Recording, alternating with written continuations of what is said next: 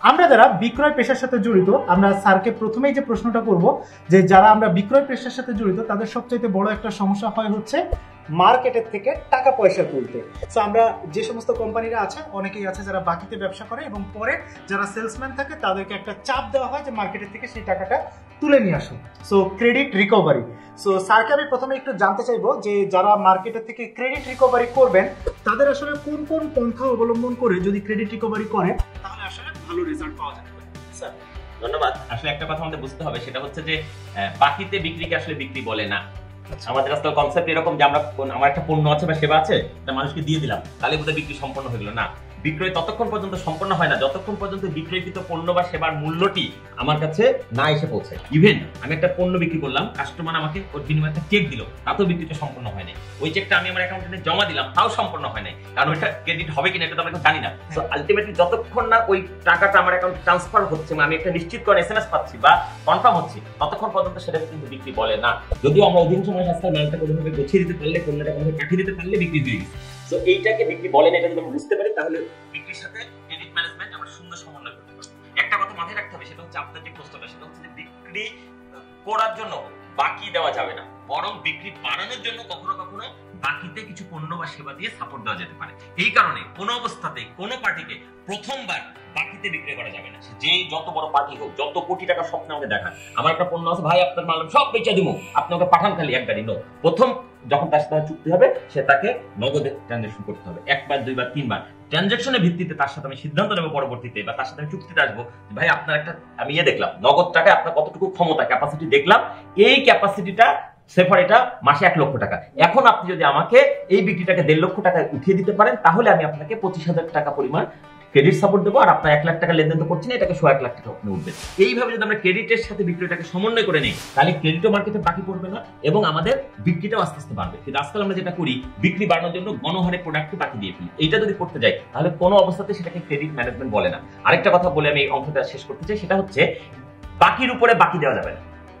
আপনার কাছে আমি টাকা পাই, ওই টাকা পরিশোধ না করা পর্যন্ত আপনাকে আমি পরবর্তী চালানের মাল দিব না। ইভেন আপনি যদি বলেন যে আগের টাকা বাকি থাকে, আপনি নতুন চালানের মালটা নগদ টাকা দেন, এটাও দেওয়া যাবে না। আগের টাকাটা ওই টাকাটা শোধ করেন, প্রয়োজন নতুন করে আপনাকে আমি বাকি দিব, কিন্তু বাকি রাখা অবস্থায় বাকির উপরে বাকি যারা দেয় তারাই ফাঁকে পড়ে, তারাই ফাঁকিতে চলে যায়। কোনো অবস্থাতেই বাকিতে প্রোডাক্ট দেওয়া যাবে না।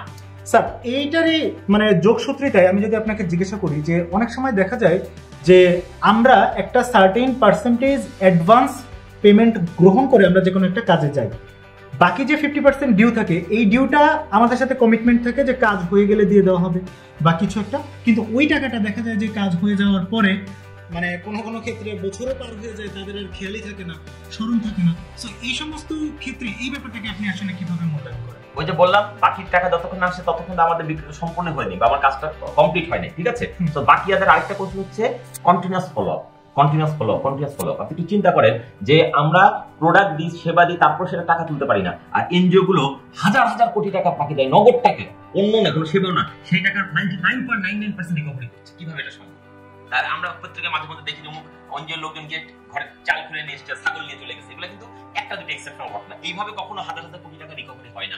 রিকভারি কিন্তু ন্যায্য পথে নিয়মতান্ত্রিক পদ্ধতিতে হয়। এই নিয়মতান্ত্রিক পদ্ধতিটা হচ্ছে ফলো আপ। আপনি যদি অপেক্ষায় থাকেন যে আমার টাকা তো অটোমেটিক দিয়ে দিবে, হবে না। ওই যে আপনি বললেন অনেকদিন বছর পার হয়ে যায়, আপনি কয়বার ফলো আপ করেছেন? আপনি ফলো আপ করেন নাই, তাহলে আপনি বাকিতে পড়বেনই। অথবা আগে এবার কোনো কারণে একবার ডিফল্ট হয়েছে, আপনি তো পরের বার তাকে আংশিক অ্যাডভান্স না, ফুল পেমেন্ট অ্যাডভান্সের আপনি কাজ করবেনই না, কারণ আপনার পরের বার আবার মন চাইছে ওই লোকের সাথে আমি আবার ব্যবসা করি, আবার লেনদেন করি, আবার আপনি বাকি দিলেন, তাহলে দোষটা তো ওই লোকের না, দোষটা আপনার। আপনি আপনার ক্রেডিটকে ম্যানেজ করতে পারেন, আপনার প্রোডাক্টকে ম্যানেজ করতে পারেন। আমরা 2 টাকা লাভ করার জন্য যদি 10 টাকার প্রোডাক্ট বাকি দিয়ে দিই, ওইটা ব্যাংক ইন্টারেস্ট কত, ওইটা হিসাব করেন না কেন? ওই টাকাটা ব্যাংকে রাখলে কয় টাকা হতো? আমি লাভ করতে পারলে 2 টাকা পাবো, টাকাটা পাওয়ার সাপেক্ষে, টাকাটা পাই নাই, 1 বছর পরে আছে, ওই টাকা থেকে আমার ব্যাংকের ইন্টারেস্ট হিসাব করলে তো দেখা যাবে 2.5 টাকা হয়ে গেছে। তাহলে এই ধরনের কাজ আমরা কেন করবো? সব বিক্রি করার দরকার নাই, সব সেল আপনাকে নিতে হবে না, সব প্রোডাক্ট বিক্রির দায়িত্ব আপনাকে দেওয়া হয়নি। আপনি যাদেরকে পাচ্ছেন তাদের কাছে ন্যায্য পথে চলেন, ন্যায়সঙ্গত পথে চলেন। আমাদের হিসাব নিকাশ নগদে থাকতে হবে। আমি তো বলি যে আমার মনে হয় যে আমি বাংলাদেশের সবচেয়ে ধনী লোক, কারণ আমার কাছে 1 টাকা পাই না। আর বাংলাদেশে যারা বড় বড় গাড়িতে চলে, বাড়িতে চলে, বড় বড় কোম্পানি, তাদের হাজার হাজার কোটি টাকা লোন, এবং এই লোন যদি একসাথে ব্যাংক টান দেয়, একটা লোক মানে থাকার জায়গা নেই, খাওয়ার খরচ নাই এদের, এবং এরা লোন এরা জীবনের রিকভারি মানে কি বলবো 100% শোধ করার কোনো চিন্তা ভাবনার মধ্যেই নাই। 1000 কোটি টাকা শোধ করে 2000 কোটি টাকা নেই। বাবারে, মানুষকে মরতে হবে না, তাহলে তোমার একটা হিসাব তো থাকবে। আমি এই সময় পরে আগেকার আমাদের যখন ব্যবসা ব্যাংকের এত লোন পাওয়ার সুযোগ ছিল না, তখন ব্যবসা বাণিজ্য হয় না, অ্যাটলিস্ট গ্রুপ কি কোনো লোন নিয়ে দাঁড়িয়েছে? আপনি বলেন বিড়ি বেচার টাকা 1 টাকা 2 টাকা জমাতে জমাতে একটা হয়েছে। এখনকার মানুষের চিন্তা ভাবনা চেঞ্জ হয়ে গেছে। আগে কোম্পানি খোল, লোন নে, কিন্তু নিজের টাকায় ব্যবসা করা, ছোট করে পুঁজি করা, ছোট করে যারা করে তারা বাকি ব্যবসা করে না, তারা নিজেরাও ঠকে না, মানুষ